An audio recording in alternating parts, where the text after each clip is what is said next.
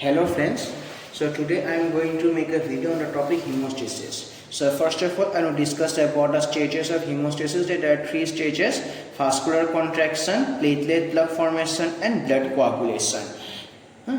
So these are the three steps, and now I am going to discuss about the steps, and all these steps will be described on the basis of these three stages: vascular contraction, platelet plug formation and blood coagulation. So first of all, up to this, so here this is a diagram of a normal blood vessel. So you can see that this is the so here endothelium of the blood vessel, and this is the lumen. So this is the lumen, and this is the endo.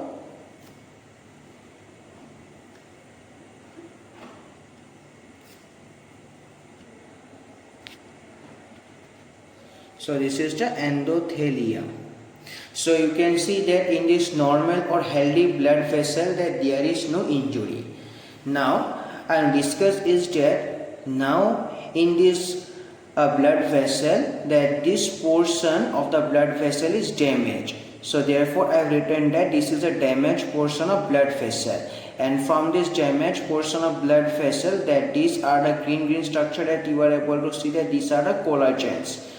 So you can see that these collagens are exposed. So therefore that is first point I written: injury to blood vessel, as the damage occurs in a blood vessel. So injury to blood vessel and damage to endothelium occurs. And here that you can see that these endothelium are also exposed. So now in a second point you can see that that this is a damaged portion of blood vessel, and you can see that from this damaged portion of blood vessel that these are a green structure I have shown, these are the collagens. So therefore that is from a damaged portion of blood vessels collagens are exposed. So therefore I have written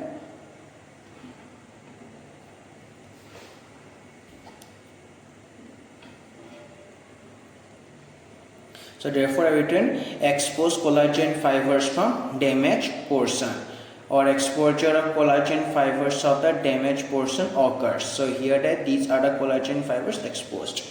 Now the second point you can see that these are the exposed collagen fibers, and that these so your structure that these are the platelets, and these platelets adhere to this collagen with the help of this factor, that is von Willebrand factor. So therefore I have written adherence of platelets to the exposed collagen fibers with the help of von Willebrand factor. So friends, you can see that this structure that when platelets adhere to the collagen, exposed collagen fibers, then they form a platelet adherence, and then these platelets are activated, then they are known as platelet activation. Now that once the platelets are activated, they release a serotonin, and you can see that so here initially that this is the blood vessel and the lumen is white, and this serotonin causes the narrowing of blood vessels. You can see that this a lumen of blood vessels has been made narrow. So therefore this is known as vasoconstriction. So you can see that in the same way the first point I have written is that there is activated platelets. So here release serotonin. So you can see here that is activated platelets that they release a serotonin, and this serotonin causes a vasoconstriction. So therefore the first stage of the hemostasis has been done. Now I am going to discuss about the second stage. So now for understanding the second point, you will have to understand that there are two points: platelet adhesion and platelet aggregation. So now you can see that in this case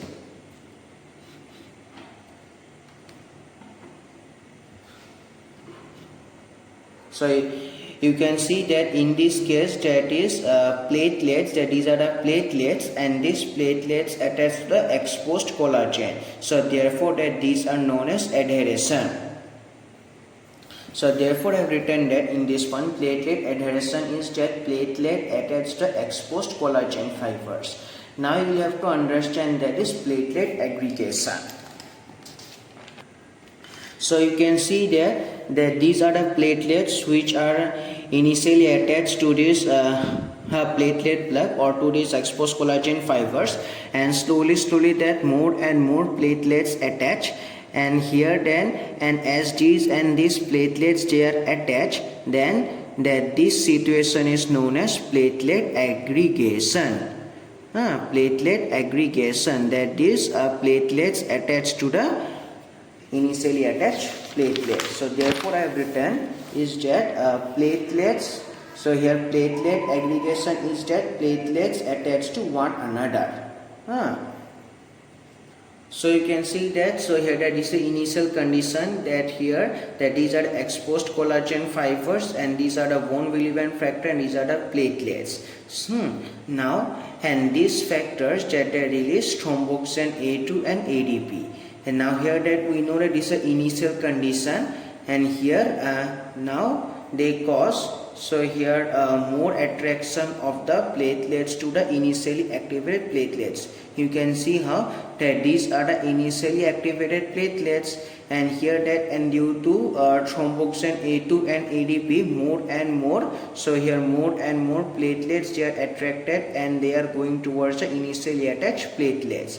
And finally that this so here platelets they are attached to the initially attached platelets, so these are known as platelet aggregation. And here now that there are 3 points, that this platelet adhesion, that platelet adhesion, and then platelet activation, and then platelet aggregation, and together that this phenomenon are together form platelet plug. And here, and this platelet plug become more and more strong as more and more platelets attached to it. So you can see the activated platelets that they secrete thromboxane A2 and ADP, and they cause more and so therefore as a result more and more platelets activated and attracted, and they are activated and attracted by ADP and thromboxane A2, and these are done for a platelet aggregation, as I have shown you here. Now here, and slowly that this platelet plug is formed, and this platelet plug becomes strong and permanent as more and more platelets adhere and aggregated. So this is platelet plug formation as the same as I have, that is as the same as I have spoken here. So now this is a textbook of Guyton and Hall. So now you can see that, so this is a figure B, that so here that is a platelet agglutination that I have already explained to you. Now I am going to explain you about the figure 3, or option C.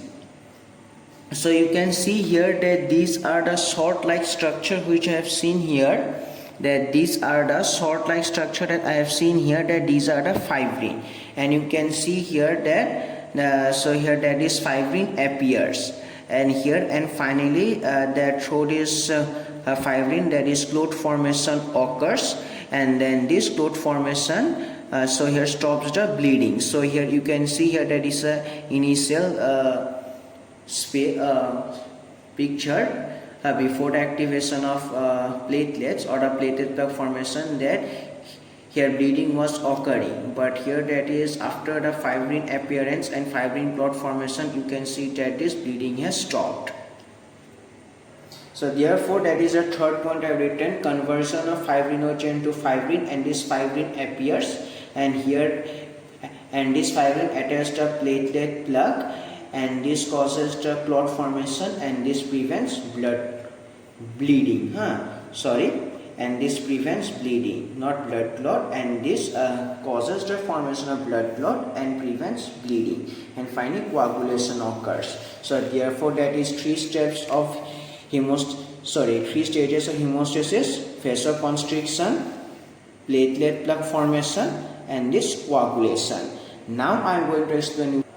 So you can see here that when a blood vessel is injured, so like that you can see here that is blood vessel is injured or damaged, and now so you can see that in the figure A that here that due to the injury bleeding occurs, that when a blood vessel is injured bleeding occurs. So here that this is platelet plug formation, fibrin appearance, and this is fibrin clot formation. So finally bleeding stops. So therefore written then the process by which bleeding stops and bleeding or blood loss prevented, and that process is known as hemostasis. So therefore final definition that I want to tell, that when a blood vessel injured bleeding occurs. When a blood vessel injured bleeding occurs, then the process by which bleeding stops or blood loss prevented is known as hemostasis. Thank you.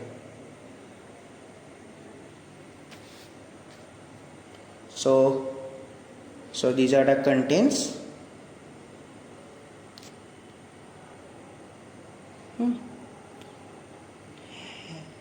So, and these points are mainly for making your concepts, and I know that if you write all these points that your concepts will be cleared, and in exam, yes, your marks will be good. So I hope that this video has benefited you a lot. Thank you. So hello friends. So today I am going to make a video on the topic action potential. So first of all, that I am going to give a simple introduction of stimuli. So you can see here that this is a cell, and this is the portion of cell membrane, and here that this cell membrane portion has been joined.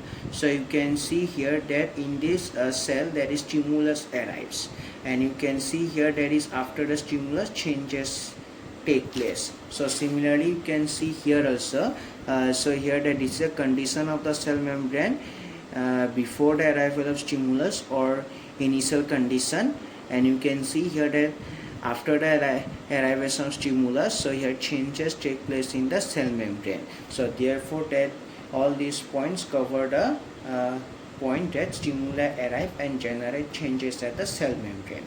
So we have understood a little bit about the cell stimuli, that they cause variation or there is changes at the cell membrane.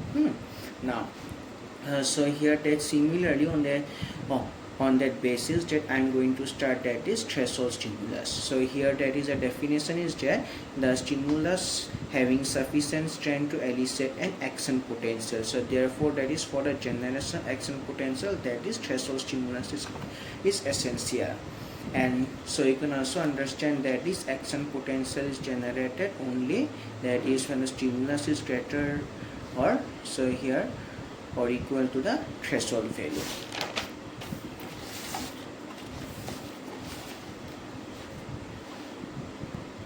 So you can see here that this is a nerve cell, and here again that the axonal membrane of this nerve cell has been joined. So you can see here that that this is a condition of the nerve membrane or the axonal membrane before the arrival of threshold stimulus, and here threshold stimulus has arrived, and you can see here that changes take place in the cell membrane. So here you can see that initially in this portion that outside the membrane there is positive charge and inside there is negative charge, but after the threshold stimulus and here or generation action potential, that here you can see here that there are negative charges and there are positive charges. So therefore that due to which electric current flows, and this causes the transport of impulse. And you know that when a threshold stimulus arrives, then action potential generates. So therefore that this covers the point that action potential transmits nerve impulse. So now I am going to cover phases of action potential, that there are 4 phases: resting phase, depolarization phase, repolarization phase, and rectification phase. So now this is the textbook of Guyton. So in this book also you can understand that here nerve signals are transmitted by the action potentials, which I have explained, and these are rapid changes in the membrane potential that spread rapidly along the nerve membrane. so here in this way that here a nerve impulses travel, that here that is the rapid change. So here a nerve signals which rapidly travel along the nerve membrane fiber. So friends, you can see here that this is a cell membrane, and here, and this is the outside condition, and this is the inside condition. So here till now threshold stimulus has not arrived, so here threshold stimulus will come. So therefore that this is the condition of the cell membrane before the generation of action potential. So therefore written that this is the stage of the membrane. So here that this is the stage of the membrane before the generation of action potential, and this stage is known as resting stage. So therefore I have written that so here resting stage, the stage of the membrane before action potential or before the generation of action potential is known as resting stage. So therefore so almost I am at this point, that is resting phase or at the resting stage. Now here one more important point, that is the membrane potential of a cell at the resting stage is known as RMP. So here RMP, that means resting membrane potential, and this depends on the charge present inside the cell, and it is always negative. So you can see here that from this diagram, so here that this is a resting stage, and you can see here that initially or before the arrival of threshold stimulus, so here inside the charge there is inside the cell or inside the membrane there is negative charge. So therefore you can see here that a resting membrane potential, that this resting membrane potential is always negative because this depends on the charge. So here present inside the membrane at the resting stage, and at resting stage we know that at resting stage, so here inside the charge there is more negative. So therefore resting membrane potential is negative, and you must know that. And in fact this is a viva question, that why is the RMP, means resting membrane potential, always. So this question may not come in your viva, but to make your concept you must know that why is the resting membrane potential always negative. So the answer is that, so here that RMP depends, so here RMP depends on the charge at the resting state, at the resting phase or stage. And just now you that at resting states inside the membrane that there is more negative charge. So therefore that is resting membrane potential is always negative, which is minus 90 millivolt. Now I am going to discuss about a depolarization state. So here that you know that so here this is a resting stage. So here till now, so here no action, so here threshold stimulus has arrived. So now threshold stimulus has arrived, and here you can see that, and after the arrival of threshold stimulus or a generation action potential, you can see here that this is the sodium gated, a voltage gated sodium channel. This is the voltage gated sodium channel. You can see that the voltage gated sodium channel has been opened, and here, and this leaves an influx of sodium ions, because outside the cell the concentration of sodium ions is high as compared to the inside. So you can see that at this phase, so here opening of voltage gated sodium channel takes place and influx of sodium ions occurs heterospherically. So therefore I have written the definition that at this stage or phase the membrane becomes permeable to sodium ions as the voltage gated sodium channel opens and the influx of sodium ions occur, and sodium ions try to diffuse into the interior of axon.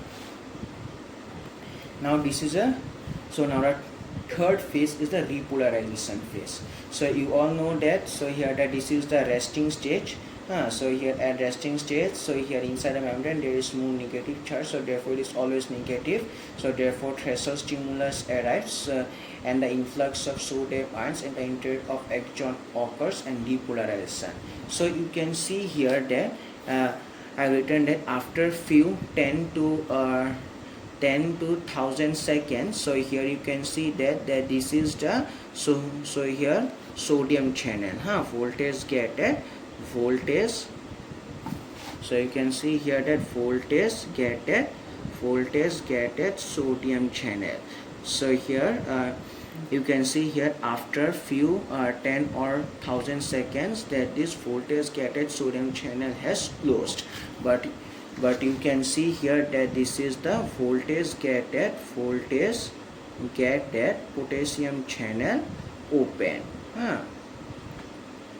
Voltage gated potassium channel opens and potassium ions start to efflux, that is they start to move from the interior of the cell to the outside. So therefore I've written that at this stage the sodium channels begin to close and the potassium channels open, and this makes the membrane potential towards the negativity. And why negativity? Because you know that there is a resting membrane potential or a membrane potential that is always, so here membrane potential always depends on the charge present inside the membrane, and here and as the potassium ions go out and no influx of sodium ions occurring, so therefore that is the positive charge inside the membrane goes on decreasing. So friends, so I have explained you about the repolarization phase, and here that and in this repolarization phase, that is one most important question that you must know, that for your concept, that why does the membrane potential go towards negativity during repolarization. So you should know that. So if you see here that during this repolarization phase, so here that is the influx of sodium ions has stopped, and here and the potassium ions, efflux of potassium ions occurs, and here and as the potassium ions, that means potassium ions leave the membrane, so here inside the membrane the positive charge goes on decreasing, so therefore that is membrane potential, so here goes towards negativity. And we know that, so here that is the membrane potential, so here depends on the charge present inside the membrane, so therefore written as the positive charge goes on decreasing inside the membrane due to influx of potassium ions. So and similarly, one similar question that you must know that about the, so here depolarization, that why does the membrane potential go towards positivity during depolarization phase. So you can see here that during depolarization phase, so opening of voltage gated sodium channel occurs, and this causes the influx of sodium ions inside the membrane, and this increases the positive charge inside the membrane. So therefore written that as the positive charge inside the membrane goes on increasing due to influx of sodium. So in the repolarization phase, you have known that here opening of voltage gated sodium channel occurs, and here closing of opening of potassium channel occurs, and this causes efflux of potassium ions, and closing of sodium channel occurs. And here you know that this efflux of potassium ions will continue until that this voltage gated sodium channel closes. And here that you should know that this voltage gated sodium channel occurs or closes lately. As a result, what happens, so here that is more than extra amount of potassium ions goes towards the, so here goes out, and the main aim of this efflux of potassium ions jet is to make the membrane potential towards the resting membrane potential, that is towards negativity, but that is to make the resting membrane potential is to make a membrane potential same as the resting membrane potential, not less than the membrane potential.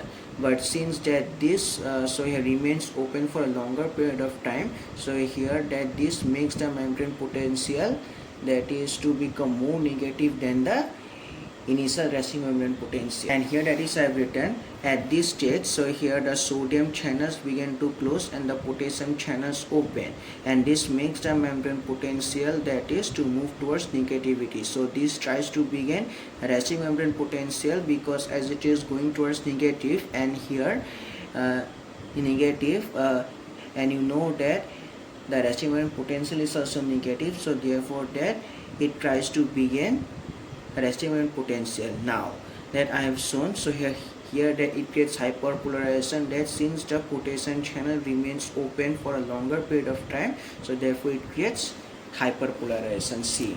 So here that this is the resting phase, so here that this is the membrane potential, and this this membrane potential before the so here efflux of potassium ions, before the efflux of potassium ions, and after repolarization, that here efflux of potassium ions occurs, and this, yes, that this creates membrane potential to be minus 90 millivolt, and you know that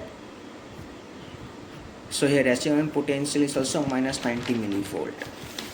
But here that minus 90 millivolt is equal to the membrane potential, but I have told you that here a potassium channel remains open for a greater period of time, so this creates hyperpolarization. So here I have mentioned about a hyperpolarization.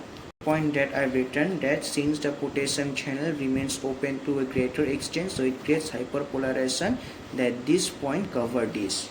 So here this is the hyperpolarization, and then it closes, and then finally so here that is membrane potential becomes more negative than the resting membrane potential, which is minus 110 millivolts. So you should see that, so here that this is a rectification phase stage, and here in this rectification phase, so here that before rectification phase you can see here that membrane potential is less negative than RMP resting membrane potential, but after rectification that it becomes equal to the membrane potential is equal to RMP resting membrane potential. So therefore written at this stage the membrane potential returns to a normal RMP value. So these points are mentioned in guidance also. So here see that nerve signals transmitted by action potentials which are rapidly changes in the membrane potential.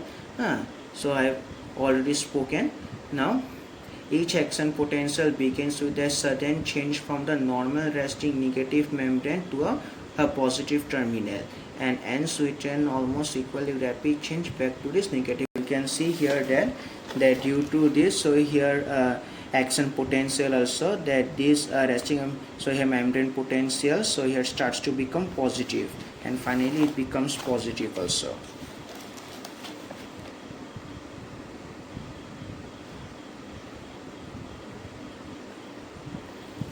Now here you can also see that the resting stage is the resting membrane potential before the action potential, and it is minus 90 millivolt that I have already mentioned. Now here that this is the depolarization phase, and this is the most important point. At this time the membrane suddenly becomes permeable to sodium ions, as I mentioned in my lecture, and this allowed allows tremendous numbers of positively charged sodium ions to diffuse into the interior of axon. Now here that this is a repolarization. Now here that you can see here within a few thousands of a second after the membrane becomes highly permeable to sodium ions, the sodium channels begin to close and potassium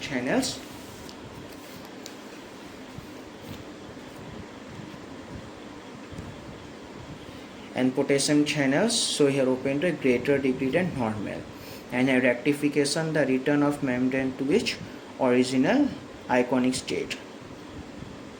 So then potassium pump. So friends, I hope that this video has helped you a lot in understanding the phases of action potential. In my next video I shall tell you about the mechanisms of action potential.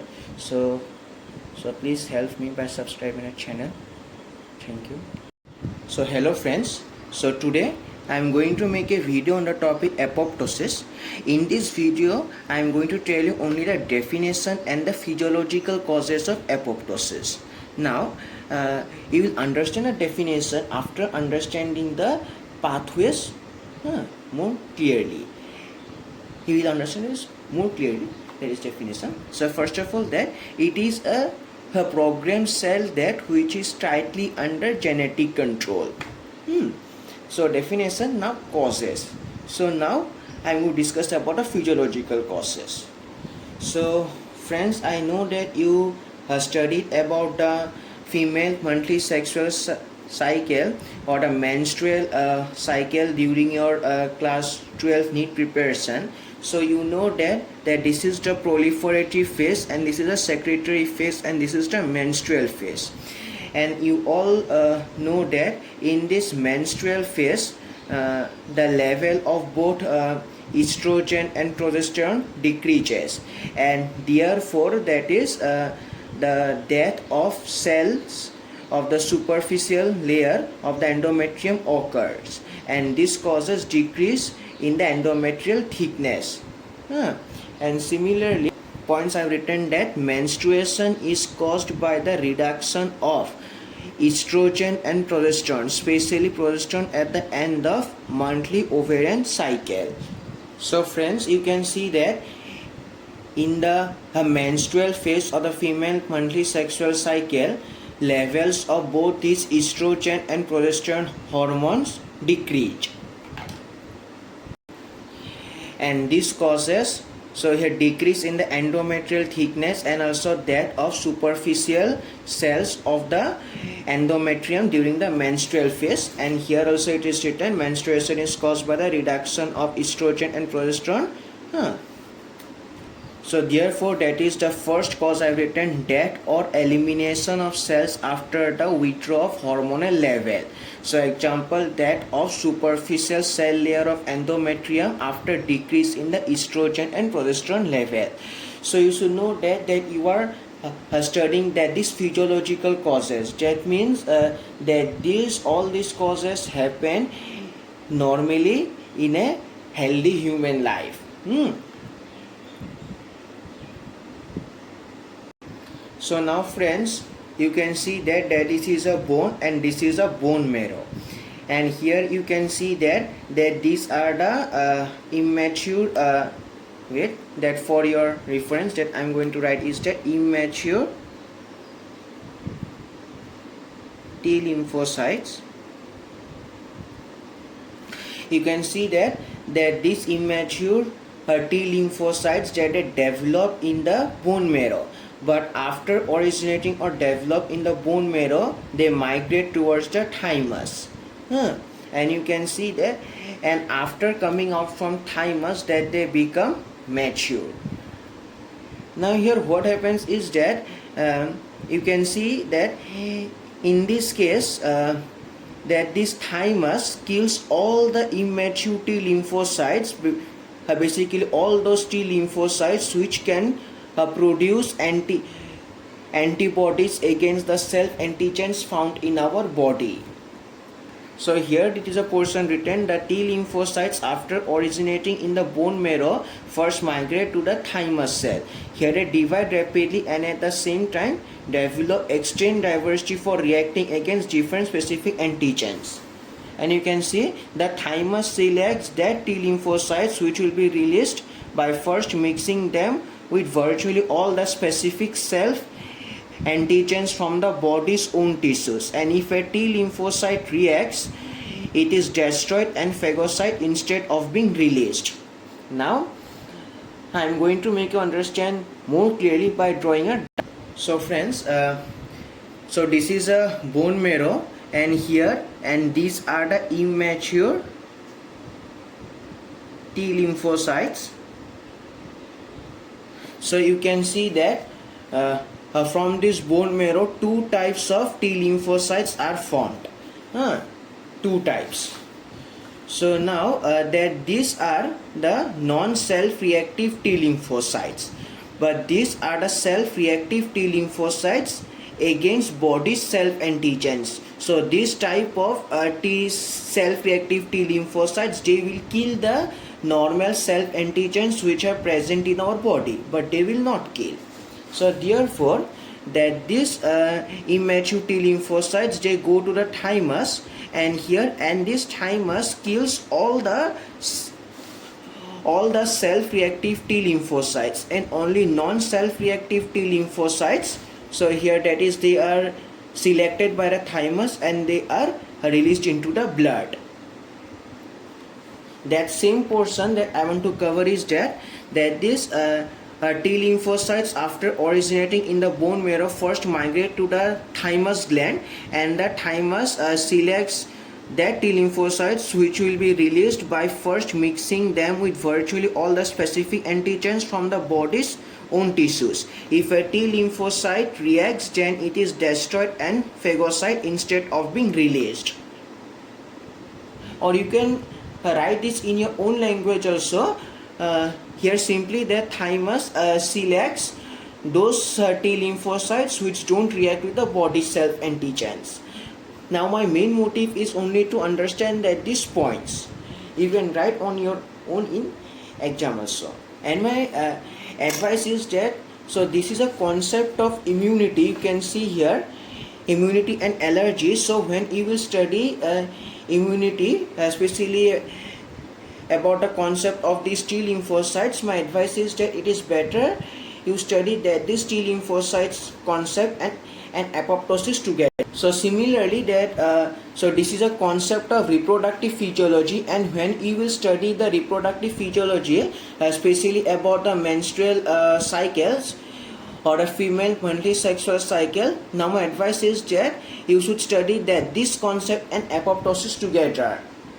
So friends, you can see here, now the next concept is that during embryology, so this is the initial structure before development of fingers, but slowly that as it moves forward and it falls, and finally that these structures that initially which are present, that they die, and this is the fully mature or developed organs. So therefore now my third cause is, so here embryogenesis, and fourth, so here death of cells after completing their functions. Thank you. Now in my next part I am going to give about the pathological causes, but these pathological causes only that you should study, but the main important is the physiological causes, because in the first year you will study physiology, that means normal functions, and in my next video you will study about the mechanisms of apoptosis. There are two different pathways, so yeah, intrinsic and extrinsic pathways, and I am going to explain about. So in my next video I am going to explain you about these concepts. So here basically pathways, so there are several, so here apoptotic pathways, intrinsic and extrinsic pathways, you will understand easily. So thank you. So if you have liked this video, then please like and subscribe. So hello friends, so in this topic of part 2 apoptosis, I am going to explain you about the pathological causes and the mechanisms of apoptosis.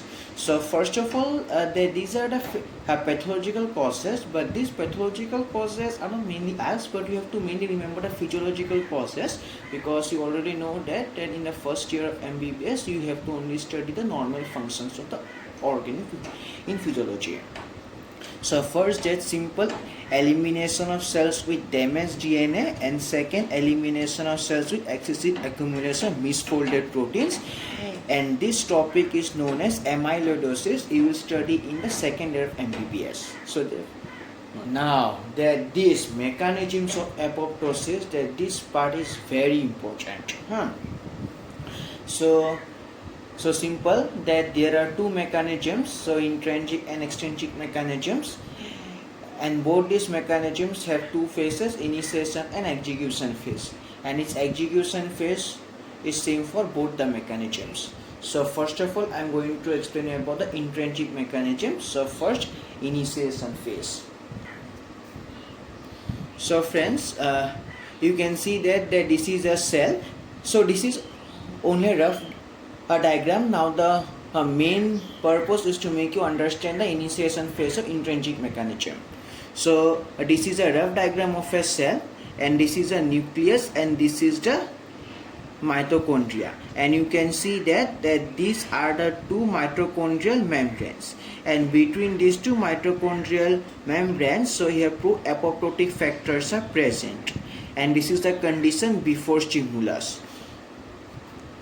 Now, so here stimulus arises, and this stimulus, so here you can see that causes changes in the mitochondrial membranes, and you can see that after stimulus that these pro-apoptotic factors which were initially present between the two mitochondrial membranes, and these pro-apoptotic factors, they are now released into the cytoplasm. So therefore I have written that this the stimulus arrives, and this stimulus causes a disruption of mitochondrial membranes to release pro-apoptotic factors in the cytoplasm, and the similar statement written in the book. So you can see here that so apoptotic pathways, you can see now that intrinsic pathway, so here intrinsic pathway or mitochondrial, that this pathway is the result of various stimuli which do not act through cell surface receptors, but they initiate a series of intracellular events. The stimuli include radiation, toxins, hypoxia, hyperthermia, and free radicals. But the most important that these stimuli result in the disruption of the mitochondrial membrane, which results in the release of pro-apoptotic factors which normally sequestered inside. So now you can take that normally, that means initially before inside. Now after stimulus, that is pro-apoptotic factors, they are released into the cytoplasm. So similarly, now I am going to discuss here about the about the extrinsic mechanism. This is the initiation phase. So you can see here that it is a cell, and this cell has that receptor, and this is the tumor necrosis factor. So this is a condition 1. So here that this is a condition before. So second, so here that in this that receptor, you can see that this tumor necrosis factor binds, and this causes activation. So this is the activated state, and this activated state causes a disc formation, and here disc formation, that means jet inducing signaling complex. So similarly, you can see that extrinsic pathway, that this involves transmembrane receptors belonging to the TNF, tumor necrosis factor receptor gene family, and are called that receptors. Once activated, post-receptor events result in the formation of disc that inducing signaling complex. So now initiation phase of both the mechanisms have been done, and already I have mentioned that both these mechanisms have two phases, initiation and execution phases. Execution phase is same for both the mechanisms. So you can see here execution phase for both the mechanisms. So this, so here this is obtained from the initiation phase of intrinsic pathway IP, and this from initiation phase of EP, that means extrinsic pathway mechanism same. So here you can see that both these pro-apoptotic factors and here disc, so here they cause the formation of caspase, and this caspase has caused cell death. So therefore similarly I have written that both the initiation that both the execution phase, so here both the execution phases of two mechanisms form caspases, and this caspases cause cell death. So now you can see that, so here both the intrinsic and extrinsic pathways act through a finite execution pathway that involve proteolytic enzymes called caspases. There are many different types of caspases, and this can be broadly classified into initiator, effectors, and inflammatory caspases, and that this so here caspases amplify the apoptotic process leading to a rapid cell death. So leading to a rapid cell death, and these caspases are present in most of the cells as procaspases. So that's all for this part. Thank you. So hello friends, so today I am going to make a video on the topic Nernst potential, and this topic is very essential for your understanding of the resting membrane potential that I am going to show later on, and also from this topic I am going to give some questions later on also.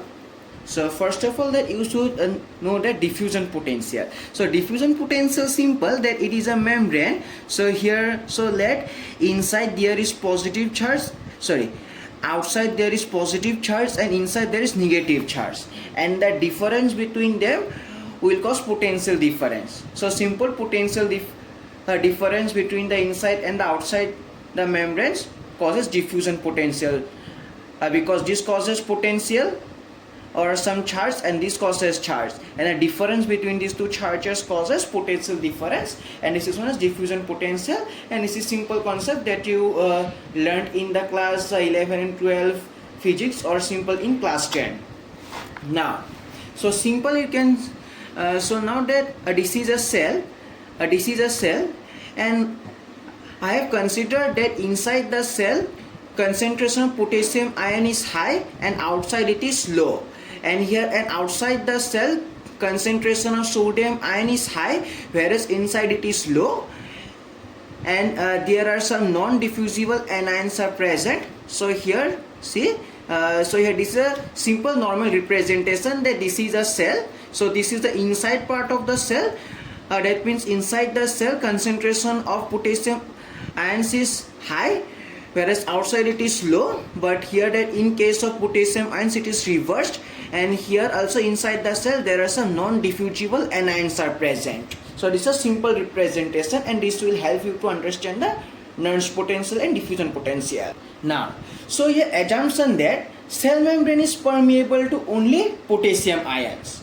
So now that is, as I have already told, that inside the cell concentration of potassium ions is higher as compared to outside. So therefore that due to concentration gradient potassium ions move from inside of the cell to outside. So this is a movement due to concentration gradient. But you should show that as a potassium ion goes on outside, so here the positive charge inside the membrane goes on decreasing, because you can see here that inside the cell the main positive charge that is caused is mainly by the potassium ions. If the potassium ions are lost, then definitely negative charges are going to accumulate, and outside the cell the concentration of positive ions is going to increase. Therefore written, as potassium ions move from inside to outside, the positive charges increases outside the membrane and negative charges decrease inside the membrane, and this causes electrical gradient. And you know that during electrical gradient, so here positive charges try to move from high positive region. So simple that this is a region, so here that there is high concentration of positive ions, and here negative charges are high. So therefore all the movable ions, all the movable positive ions, they will move from here to this because of electrical gradient. So here also I have shown that. So now potassium ions move from high positive charge region to high negative charge region. So now this is a movement of potassium ions from outside to inside. So you can see here that is a condition is reached. So one thing that I am to show, that due to concentration gradient that potassium ions move outside the membrane every time, and due to electrical gradient potassium ions move inside the membrane. I have shown you in the diagram, and now you can see here also this is the outside and this is the inside. So this is due to concentration gradient and this is the electrical gradient. Now one situation I want to say that in a condition of equilibrium, that the number of potassium ions moving outside the cell from the inside is exactly equal to the number of potassium ions entering the cell from outside on the basis of electrical gradient. So therefore I have written that equilibrium. That equilibrium is the condition where diffusion of potassium ions to concentration and electrical gradients equal. So at equilibrium, net diffusion of potassium ions occurs across the membrane. And the diffusion potential at equilibrium is known as equilibrium potential or Nernst potential. And in case of potassium ions, that this Nernst potential is minus 94 millivolt. Similarly, in case of sodium ions, it is plus 61 millivolt. So now for sodium ions it will be same, just like that, but only here negative charges and here positive charges, because sodium will move from outside to inside because of concentration gradient S. Outside the cell, concentration of sodium ions is high, and here slowly electrical gradient will create, and this will try to move sodium ions from inside the cell to outside. So you can see that, so here this is a membrane, this is outside.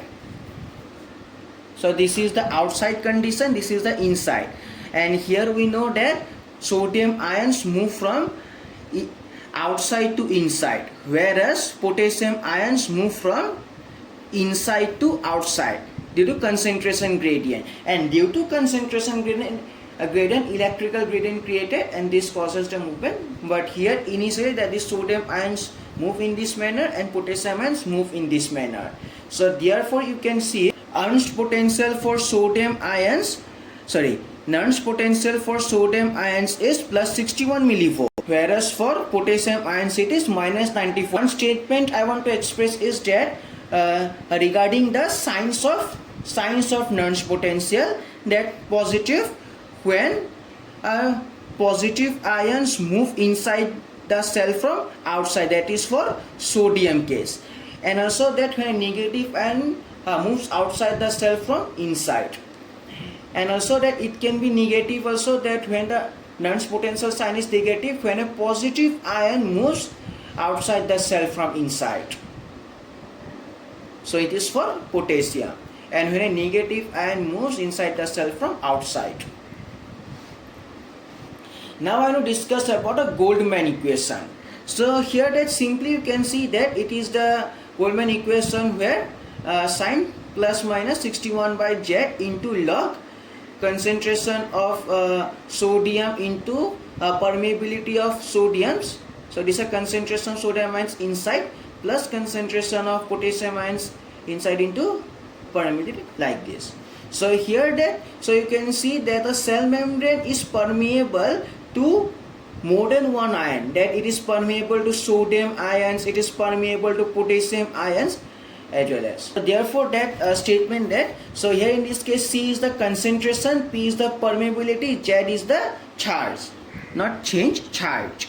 Now here again I want to show you the equation of the Goldman equation.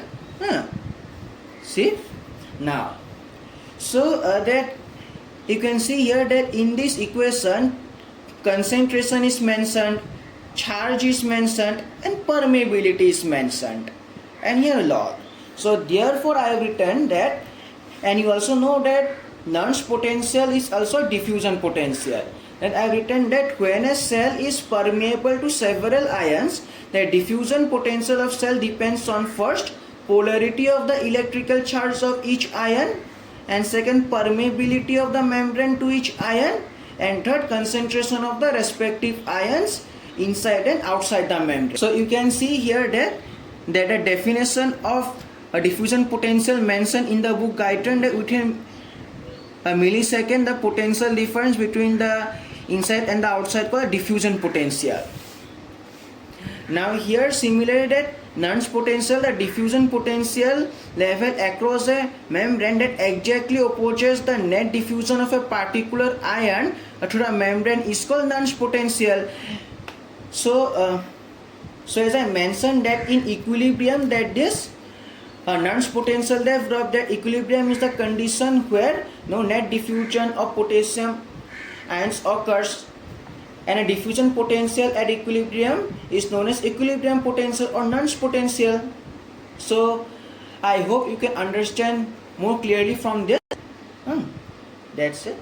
So about the sign, while using the formula it is assumed that a potential yes, just one thing that, so therefore you can see here that at any time that outside the cell, so here the referent charge is considered or the potential charge is considered as 0, but here so the Nernst potential simply it is a potential difference, so it depends on a charge inside the membrane. That same thing, while using a formula it is assumed that the potential in the extracellular fluid outside the membrane remains a 0 potential and a Nernst potential is a potential inside the membrane. And this is about the signs. And the same statement that I want to show. So here the Goldman equation, so here used to calculate the diffusion potential when the membrane is permeable to several ions. So the first, the polarity of the electrical charge of each ion, and the second is the, so here the permeability of the membrane P to each ion, and the third one is simply the concentration of the respective ions on the inside and outside of the membrane, and this is the, so here Goldman equation. Thank you friends. So today I am going to make a video on the topic nephrotic syndrome. So here that nephrotic syndrome is basically an abnormal condition, so therefore that you will have to know a little bit about the normal function.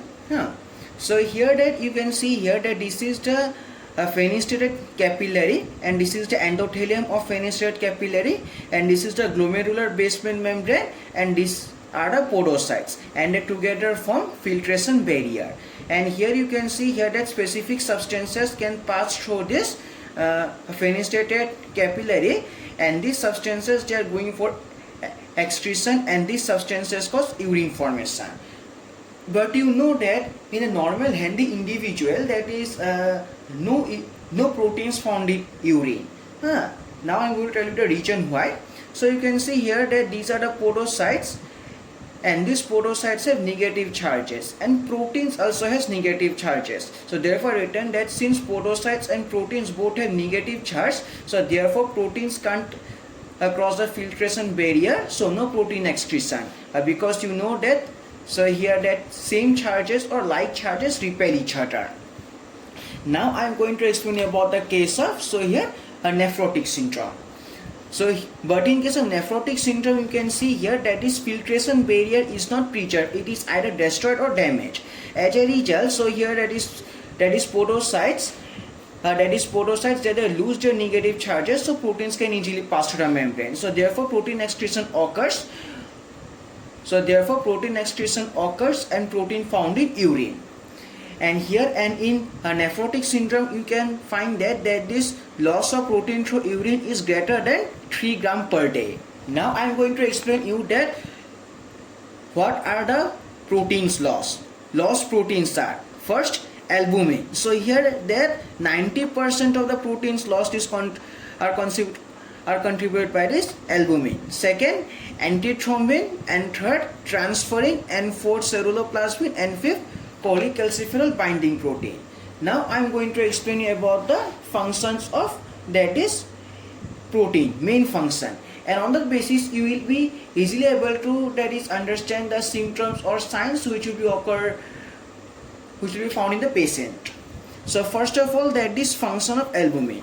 So here that this is a colloidal osmotic pressure, so you can see here that it pulls the blood that it pulls the fluid from the interstitial space into the blood, so it prevents the entry of fluid into the interstitial space. But this is opposed by the colloidal hydrostatic pressure. And here that is, and all these forces, both these forces occur in a balanced way, so the required amount of fluid occurs in the interstitial space, no excess fluid accumulates in the interstitial space. So this is the normal function, that it maintains colloidal osmotic pressure. But here that, as I have already mentioned, that is lost proteins are albumin. So therefore, so here deficiency of albumin. So therefore no colloidal osmotic pressure. So therefore edema. So therefore that is, you can find that edema, accumulation of excess fluid in the interstitial space, this is known as edema. So therefore that is sign found in the patient, or the patient complains about that edema occurs in the patient. So you can see here that the same concept of edema you have to study in the general physiology also. So here also that you will study in detail, that is extracellular edema and also intracellular edema. Now second about is the so here function of antithrombin. So therefore that you can see here there is antithrombin. The antithrombin, that means it prevents the, so here abnormal clot formation. So therefore that it prevents the, so here clot formation that is in an abnormal manner. So therefore you can see here that in normal individual and nephrotic syndrome. So you can find that in normal individual, that is thrombin protein and antithrombin protein, they are equal. So therefore no abnormal clot formation, so therefore no thrombosis. But you can see here that in case of patient with nephrotic syndrome, that is thrombin protein concentration is higher than this antithrombin protein concentration. So therefore abnormal clot formation occurs, and this is known as, so here, and this causes thrombosis. So therefore that I written that thrombosis occurs in the patient, and this leads to ischemic condition. That means ischemic condition, that means where the blood supply is reduced. So this concept of thrombosis is also to that study in the platelets, that an abnormal clot that develops in a blood vessel is called thrombosis, and here and it is the pathology of, so this is a pathology of homeostasis. So they will this you will have to study in the book of, here that is in platelets also you will have to study this. So now so friends, now I'm going to explain about the function of transferrin. So this is the iron metabolism that you will have to study in the biochemistry of your first year. So here you can see here that this dietary iron, that is Fe3 plus, is transported is first converted into Fe2 plus, and then it is transported into the enterocyte by this DMT1 divalent metal transporter, and then from this enterocyte it is transported into the blood. So here you can see here in the blood by the protein, that is ferroprotein, and then it is converted into ceruloplasmin by this ceruloplasmin into Fe3 plus, and then so here that is Fe3 plus bind with apotransferrin, that is to form transferrin, and this transferrin form transports iron. So therefore I have written, so here basically the function of that is transferrin, that is to transport iron. Iron is also required for hemoglobin synthesis. So here like this, iron plus protoporphyrin 9 heme plus globin, hemoglobin. So now that is no transferrin, so no iron, so therefore no hemoglobin synthesis, so therefore iron deficiency anemia occurs. So therefore iron deficiency anemia occurs in the patient. So therefore iron deficiency occurs in the patient. Now so here cholecalciferol binding protein, so here that is it transports cholecalciferol, that is for vitamin D synthesis. So therefore if no vitamin D, if no cholecalciferol binding protein, so therefore no vitamin D synthesis, so therefore hypocalcemia. So friends, you will have, so here that this is the synthesis of vitamin D. So you will have to study this vitamin D synthesis or the vitamin D metabolism in your biochemistry portion also. So here that this is a 7-dehydrocholecalciferol. It is converted into cholecalciferol by the UV ray sunlight, and then it is transported from skin, that is like that, into the liver, that is where it is stored and transported, and in liver that is cholecalciferol is acted by this NADPH cytochrome P450 oxygen to form, that is 25 hydroxy cholecalciferol, and then in kidney that is 1 alpha hydroxylase occurs to form, that is calcitriol. So therefore, and this So here calcitriol is the active form of vitamin D. So therefore that is cholecalciferol is essential for the synthesis of vitamin D, and this is transported by the cholecalciferol binding protein.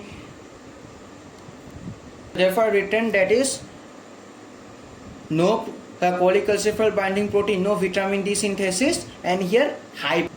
So here you can see that is vitamin D. So here causes intestinal absorption of calcium and phosphate. If no calcium absorbed in the blood, so therefore hypocalcemia will occur. Friends, that you know that is liver forms, that is lipoproteins and albumins, that is many proteins like so here albumins, lipoproteins, vitamin K, all these proteins, not proteins. So here vitamin D, vitamin K also form.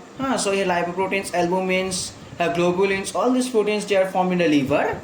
Now here that is there is a feedback system. That is, if the concentration of these proteins are decreased, then they will stimulate liver to increase their production. But if the concentration increases, then they will stimulate the liver to decrease their production.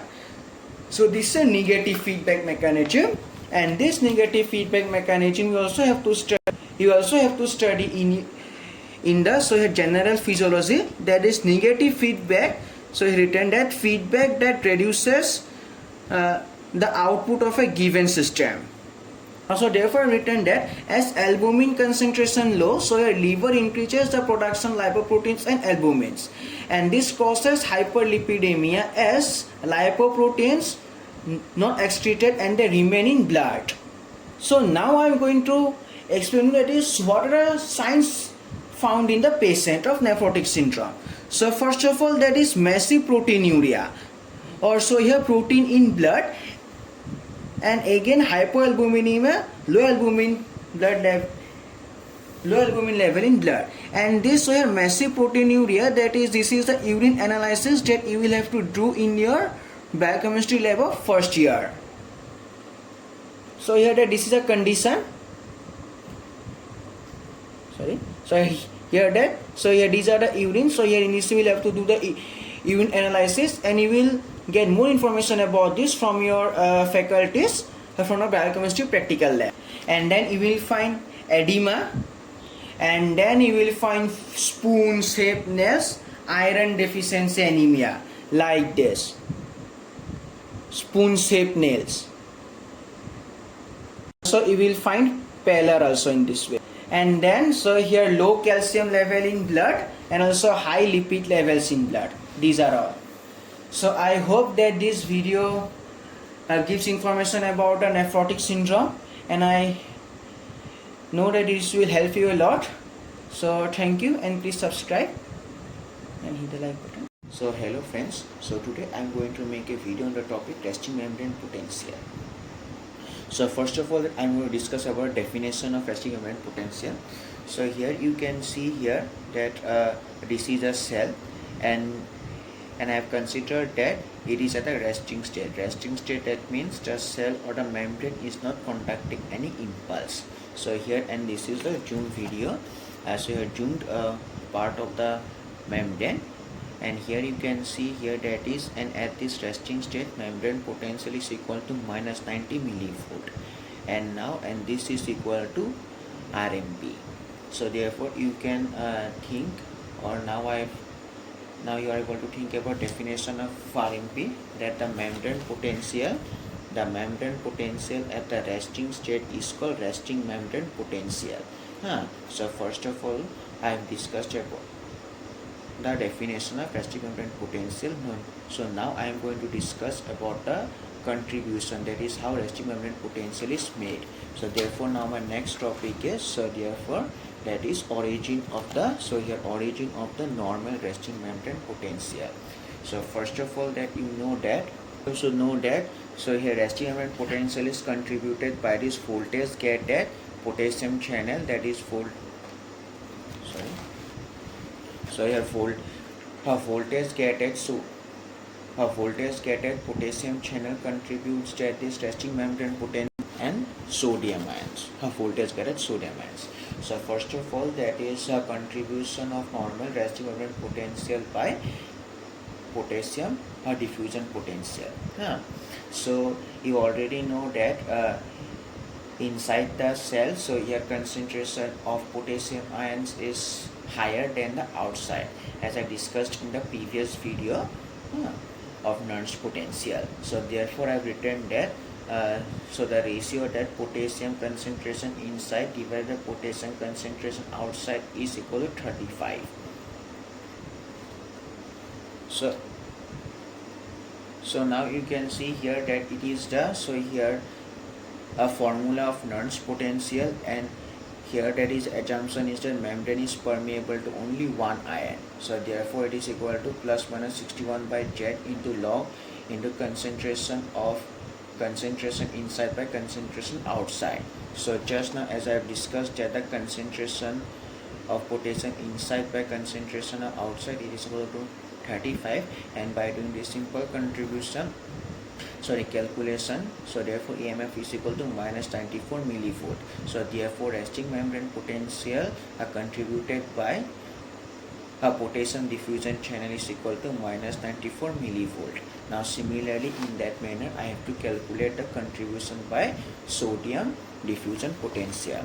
So here that is, and you know that in the last lecture that is also talked about the, so here sodium ion, that inside the cell concentration of sodium is less but outside it is high. So therefore that the ratio sodium concentration inside by sodium concentration outside is equal to 0.1. So here in that also similar calculation I have done. So here assuming that the membrane is permeable to only sodium ion. So here at a simple form. So now so therefore EMF contributed by the sodium channel is equal to plus 61 millivolt. Now I am going to here do the contribution or the RMP contributed by both voltage gated sodium and potassium channels.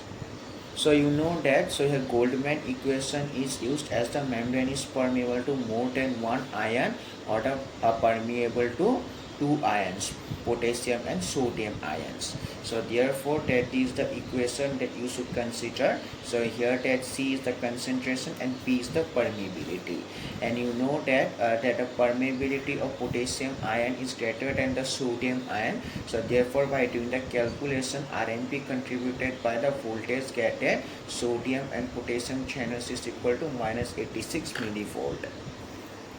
And that similar portion written in your book guide and also origin of the normal resting membrane potential. So first of all, contribution of the potassium diffusion potential. That, so here we assume that the only movement of ions from membrane is diffusion of potassium ions. So because of the high ratio of potassium ions inside to outside, that is the 35:1, the Nernst potential responding to this ratio is equal to minus 94 millivolt. So this is on the basis of calculation, and the resting membrane potential inside the fiber would be equal to minus 94 millivolt.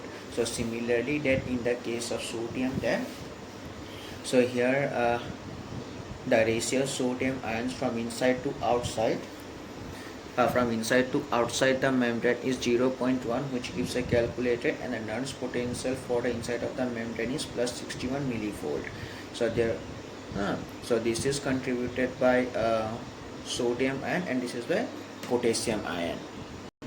And again the one thing that in the normal nerve fiber, the permeability of the membrane to potassium is as great as permeability to sodium ion. This is that is a permeability of potassium ion is greater than the permeability of sodium ion. And you can see here using this value that in a Goldman equation that the resting membrane potential is equal to minus 86 millivolt. I have also written, so here by the calculation, that is RMP. So here by the calculation RMP contributed by voltage gated potassium and sodium channels is equal to minus 86 millivolt. Now I am going to explain you about the contribution by sodium potassium pump. So here you can see here that this is the outside condition and this is the inside condition, and this is the sodium potassium pump. So here you can see that this sodium potassium pump is pumping 3 ions from inside to outside the membrane and 2 potassium ions from outside to inside the membrane with the help of ATP consumption. So therefore that is in the statement I have written that here that sodium potassium pump is an electrogenic pump which pumps 3 sodium ions outside the membrane and 2 potassium ions inside the membrane. And so here similarly you can understand by the your basic concept that positive charge created outside and negative charge created. So here just like this. So therefore, so here positive charges outside and negative charge inside. So also here you can see that this also creates addition -4 millivolt potential contributed to RMP. So therefore total RMP is equal to -90 millivolt because -86 millivolt contributed by this voltage gated potassium and sodium channels, and again by the sodium potassium pump, that is -4 millivolt. So therefore total RMP is equal to -90 millivolt. Now so now I know that you are able to understand why is the resting membrane potential is equal to -90 millivolt in this case. But this is not true that always it is. So here -90 millivolt it can vary. Now here one more question comes, or the concept is a Gibbs-Jonan phenomenon. So here that you already know that inside the cell there are some impermeable, or here there is impermeable anions present like proteins, organic molecules. So therefore as they remain inside the membrane, so therefore they create a negative charge inside the membrane. So therefore that also that this makes a membrane potential towards negativity. So therefore in this way impermeant anions also contribute RMP, that is the resting membrane potential towards negativity, and this phenomenon is known as Gibbs-Jonan phenomenon. So here also you can see that the statement of the book, inside the cell there are many negatively charged anions that cannot pass through the membrane channels. These are simple known as impermeant or immobile anions, and they include the anions of protein molecules and many of the organic compounds and sulfates. Because these ions cannot leave the interior of the cell, any deficit of positive ions inside the membrane leaves an excess of this impermeant anions. So therefore these impermeant negative ions contribute to a negative charge inside the cell when there is a net deficit positively charged potassium ions and other positive ions. So therefore I hope that this concept also clears you